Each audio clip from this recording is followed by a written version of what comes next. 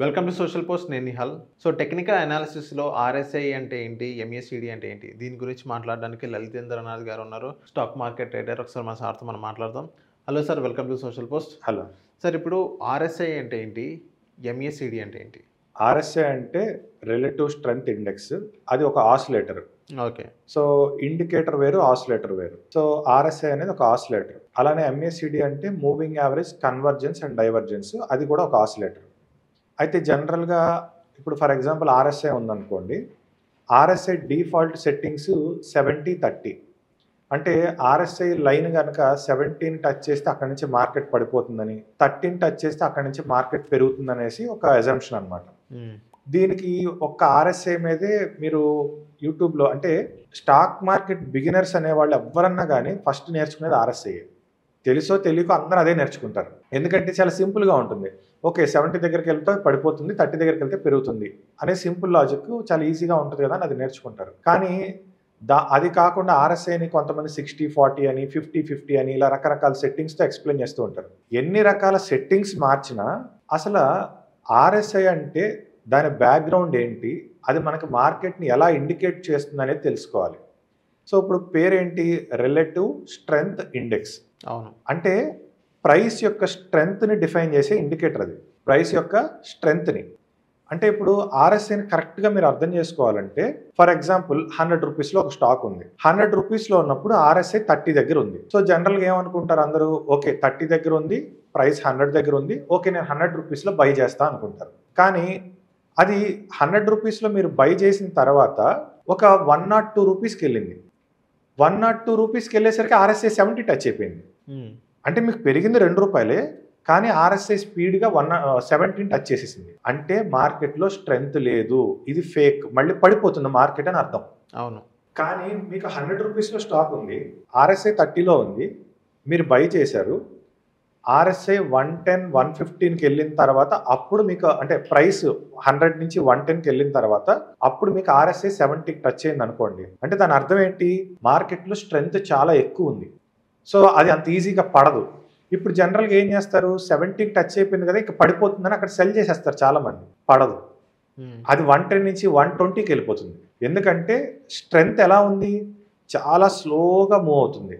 RSI ఎంత స్లోగా move అవుతే మార్కెట్లో అంత స్ట్రెంగ్త్ ఉంటుంది. ఆర్ఎస్ఐ ఎంత ఫాస్ట్గా మూవ్ అయితే మార్కెట్లో అంత స్ట్రెంగ్త్ తక్కువ ఉంటుంది. ఓకే, ఇది బేసిక్ రూలు. అది వదిలేసి 70-30 బాగుంటుందా, 60-40 బాగుంటుందా, 50-50 బాగుంటుందా అని చెప్పేసి నంబర్లు మార్చి ట్రేడింగ్ చేసినంత మాత్రాన ఆర్ఎస్ఐని అప్పటికీ అర్థం చేసుకోలేము. ప్రైస్ మూమెంట్ని బట్టి ఆర్ఎస్ఐ మూమెంట్ని బట్టి ఆర్ఎస్ఐ మూమెంట్ ఫాస్ట్గా ఉంది అంటే అది వీక్ మూమెంట్, ఆర్ఎస్ఐ మూమెంట్ స్లోగా ఉంది అంటే అది స్ట్రాంగ్ మూమెంట్. ఇది ఫస్ట్ మనం తెలుసుకోవాలి.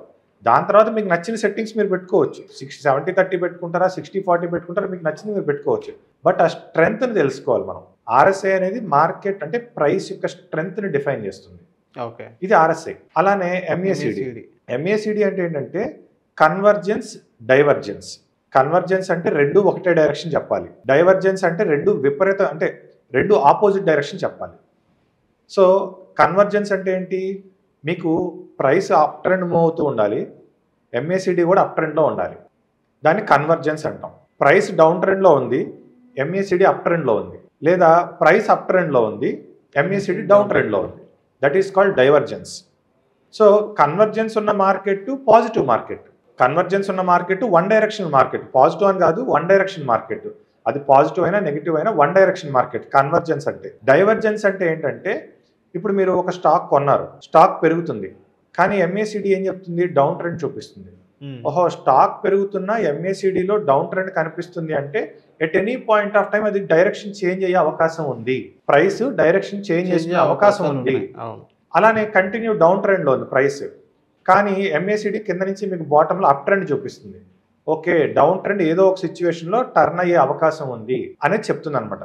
సో రైజ్ అవుతున్న మార్కెట్ ఫాల్ అవుతుందని చెప్పాలన్నా, ఫాల్ అవుతున్న మార్కెట్ రైజ్ అవుతుందని చెప్పాలన్నా ఎంఏసిడి డైవర్జెన్స్ అనేది మనకు బాగా హెల్ప్ అవుతుంది. అయితే ఈ కన్వర్జెన్స్ అండ్ డైవర్జెన్స్ ఎంఏసిడిలోనే అబ్జర్వ్ చేయక్కర్లా, ఆర్ఎస్ఐలో కూడా అబ్జర్వ్ చేయొచ్చు.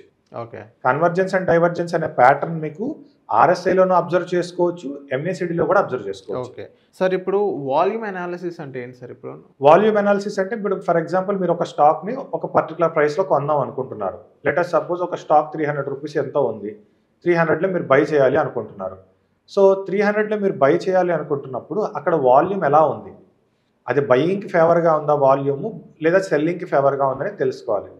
అయితే వాల్యూమ్కి సంబంధించి మార్కెట్లో ఆల్మోస్ట్ ఒక 10 to 13 ఇండికేటర్స్ ఉన్నాయి. Only volume related 10 to 13 indicators ఉన్నాయి. ఇప్పుడు ట్రేడర్కి వచ్చే కన్ఫ్యూజన్ ఏంటి అంటే ఏ వాల్యూమ్ని వాడాలి, అంటే ఏ వాల్యూమ్ ఇండికేటర్ని వాడాలి అనేది ట్రేడర్కి వచ్చే కన్ఫ్యూజన్ అనమాట. ఓకే. సో ఇందులో ఏది వాడాలి అని తెలియటం కోసమే సగం టైం అయిపోతూ ఉంటుంది ట్రేడర్స్. అంటే దాని ప్రైస్ని బ్రేక్అవుట్ చేయాలంటే ఎలాంటి ప్రెడిక్ట్ మనం యూస్ చేసుకోవాలంటారు? అంటే ఇప్పటివరకు నా ఎక్స్పీరియన్స్లో నేను చూసినంతలో వాల్యూమ్ ఇండికేటర్స్ మొత్తంలో బెస్ట్ వాల్యూమ్ ఇండికేటర్ అంటే volume profile. Volume profile, okay. Volume profile is the best indicator. Volume అనాలిసిస్ని పర్ఫెక్ట్గా అర్థం చేసుకోవడానికి చాలా బాగా హెల్ప్ అవుతుంది. మిగతా ఏ ఇండికేటర్స్ చెప్పలేనంత బాగా వాల్యూమ్ ప్రొఫైల్ హెల్ప్ చేస్తుంది. ఓకే సార్, ఇప్పుడు దాన్ని ఎలా యూస్ చేసుకోవాలి? వాల్యూమ్ ప్రొఫైల్ అనేది మనం ఎలా యూస్ చేసుకోవాలి? వాల్యూమ్ ప్రొఫైల్ అనేది మనకి ట్రేడింగ్ వ్యూలో ఆల్రెడీ ఫ్రీగా అవైలబుల్ టూల్ అది. ఓకే. సో దాన్ని అప్పుడు వాల్యూమ్ ప్రొఫైల్ గురించి మీరు యూట్యూబ్లో కొడితే చాలా వీడియోస్ వస్తాయి. సో ఏదో అంటే ఫస్ట్ ఏదైనా కానీ మీరు నేర్చుకున్నది బ్యాక్ టెస్ట్ చేసుకోవాలి. బ్యాక్ టెస్ట్ చేసిన దాన్ని లైవ్లో అప్లై చేసి జస్ట్ చెక్ చేయాలి, దాని మూవ్మెంట్ కరెక్ట్గా ఉందా లేదా అనేది. దాని తర్వాత రియాలిటీలో ఇంప్లిమెంట్ చేసుకోవాలి. లేకపోతే డైరెక్ట్గా అయితే మనం చేసుకోలేము. డైరెక్ట్గా ఎలా చేసుకుంటాం, మనకు నాలెడ్జ్ కావాలి కదా ఫస్ట్. అవును. సో ఉన్న అన్ని ఇండికేటర్స్, అన్ని వాల్యూమ్ రిలేటెడ్ ఇండికేటర్స్లో బెస్ట్ ఇండికేటర్ ఏదైనా ఉంది అంటే అది volume profile. Okay. So thank you sir, మా సోషల్ పోస్ట్ వచ్చినందుకు. Thank you.